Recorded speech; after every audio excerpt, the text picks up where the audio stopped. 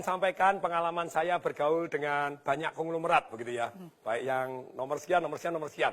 Dan ternyata mereka mendidik anaknya dengan kecerdasan keuangan yang berbeda dengan orang biasa. Sekarang akan saya share kecerdasan keuangan dalam waktu 5 menit. Kita sekolah, setelah lulus sekolah disuruh apa? Kerja, tapi kita tidak diajarin ngelamar kerja. Kerja untuk apa? Cari uang.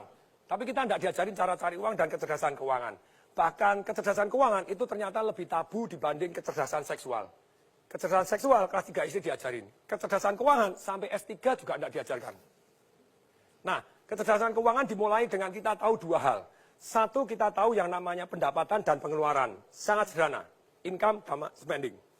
Yang namanya pendapatan itu ada 3. Satu, active income. Yang kedua, passive income. Yang ketiga, portfolio income. Active income ada 3. Satu adalah kita sebagai karyawan, itu active income. Kemudian yang kedua, kita sebagai profesional, jadi dokter, jadi lawyer, di mana Anda harus ada Anda, baru dapat income. Yang ketiga dari active income adalah sebagai pengusaha, tapi usahanya belum autopilot.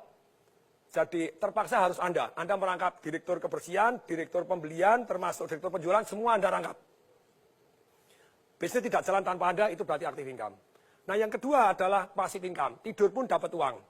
Ruko yang disewakan, properti yang disewakan, tanah dibagi hasil, sarang walet, yes, terus kemudian punya franchise yang luar biasa yang jalan tanpa kita, punya multi level yang jalan tanpa kita, agen asuransi yang agen-agennya sudah jalan tanpa kita, dan tentu saja passive income ini sangat penting. Tapi sayang sekali banyak orang tidak punya goal, punya passive income. Akibatnya seumur hidup kerja tidak punya passive income, begitu dia tidak bekerja, hidupnya susah. Yang ketiga adalah portfolio income. Apa itu? Secara sederhana, portfolio income adalah capital gain. Sayangnya, hanya orang punya biasanya cuma rumahnya dia saja. Kalau rumahnya dia saja, yang terjadi, ya rumahnya meningkat. Dulu saya beli rumah misalnya 2,4 M, sekarang 25 M. Berarti ada 22,6 M, itu invisible income. Tidur tambah kaya. Nah ini padahal harusnya lebih dari 1, jadi Anda tambah kaya tanpa disadarin. Pengeluaran secara umum ada yang namanya produktif dan ada yang namanya konsumtif. Kalau yang namanya produktif, itu tentu saja yang untuk investasi tadi, untuk passive income dan untuk portfolio income. Yang produktif, ada juga yang konsumtif. Ada juga yang kesannya konsumtif, sebetulnya produktif.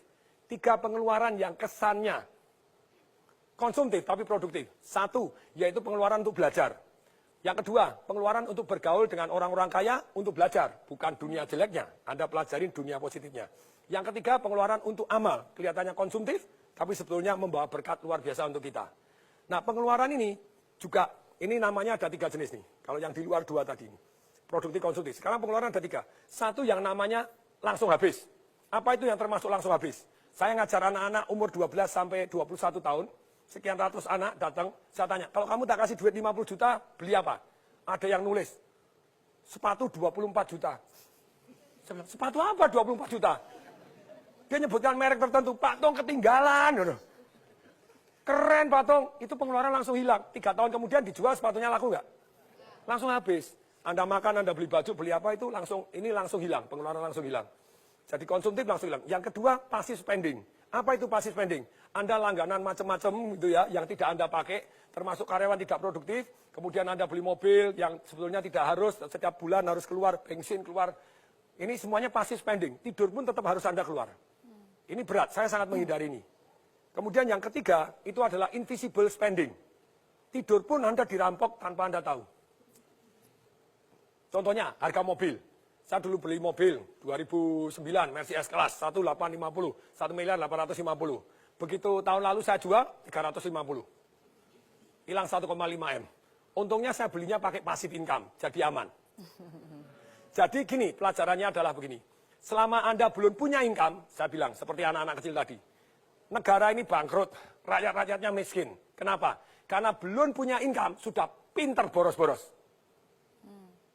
Yang kedua, banyak orang miskin tetap miskin karena baru aktif income, sudah kebanyakan gaya. Menurut hukum fisika, hukum alam ciptaan Tuhan, gaya sebanding lurus dengan tekanan.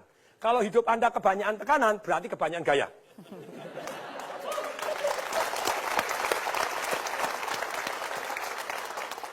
Jadi begini, boleh nggak kita gaya? Boleh. Ketika passive income Anda jauh lebih besar dibanding gaya hidup Anda, maka Anda hidupnya tanpa tekanan.